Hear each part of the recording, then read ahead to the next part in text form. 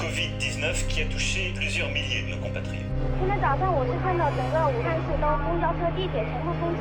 Bác thông tin đến mùng 1 tháng 4 Việt Nam sẽ có 1.000 ca nhiễm bệnh Covid-19. Fast growth part of the upward curve. We are asking It was mostly a joke at that point, and none of us really thought it was going to be serious. It looked a little bit empty. Every couple of days, a new friend was going back to their home country. Oh wow, now coronavirus really gonna affect us.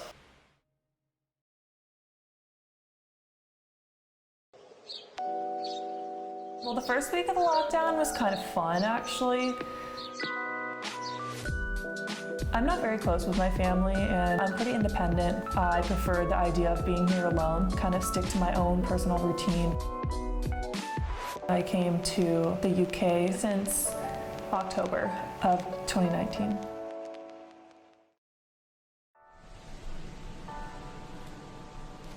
A lot of my creative activities have been coming out. I bought a guitar and sanded the entire surface of it and painted it.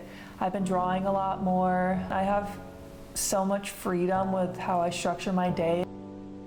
I'm pretty introverted, so there's just lots that I've been doing for myself, I guess, which has been nice because it's given me a lot of time to self-reflect.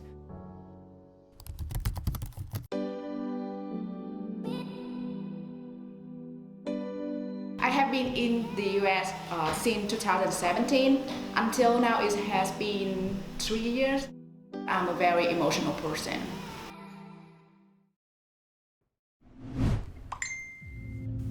Coronavirus started in Asia, so I kind of know the information from my family at the beginning. When Vietnam has some case in America, there's not many people even know about the virus.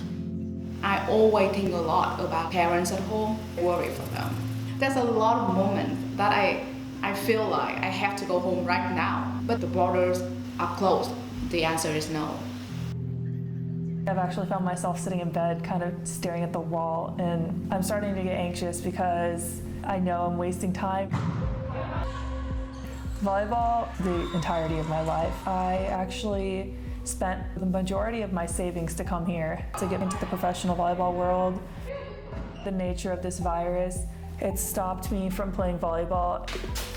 My workouts have changed a lot because back before the lockdown, I had access to so many resources at the university, and it's become a lot more different. I actually have noticed I've lost a lot of my muscle mass, and I feel like I've gained a little weight, and I just don't feel as athletic as I did. It's hard for me to grasp that we're missing the entire beach season. I have days that I just would do anything to be there and play.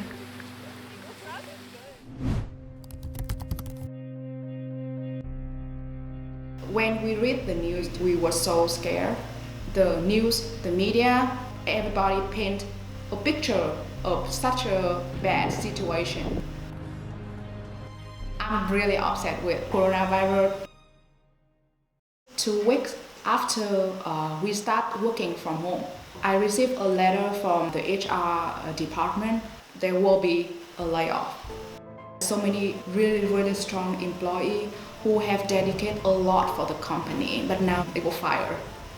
I'm so lucky that I still can stay, but it doesn't mean that I will not be fired. There is some moment that I'm afraid that I will also lose my job, cannot go home, have nowhere to go, not even go out, don't have the money. So what is the point of staying in America? I've just been focusing on things that are going to better me as a person. So that's kind of been keeping my head up. I've been avoiding media and avoiding social media just because I don't really need the negative impact of that on me. Right now, everyone's equalized. I mean, it doesn't matter if you're rich, poor, famous, insignificant. Like, you're really on the same playing field with everything.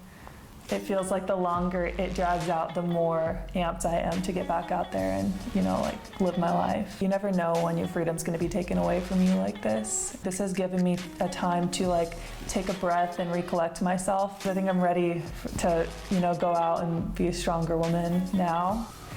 After the pandemic's over, I definitely plan on taking advantage of every opportunity I'm given.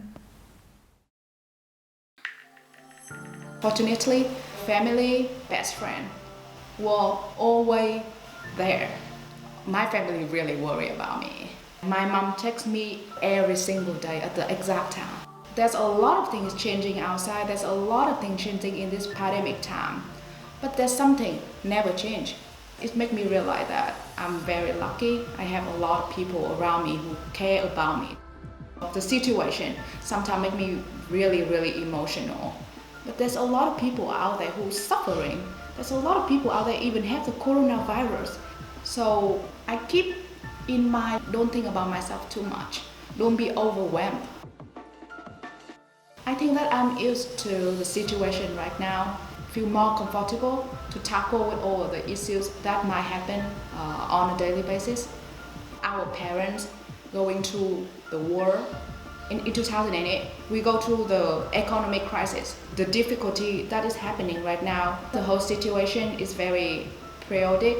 It's just historical moments that have to happen. You just need to keep your head up and go through it. Instead of getting back to the embrace of family, to stay in the storm alone is never an easy decision.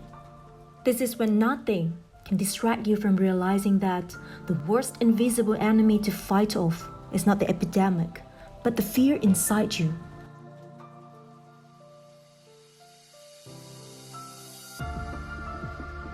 Coronavirus is not the first pandemic that humankind has to face.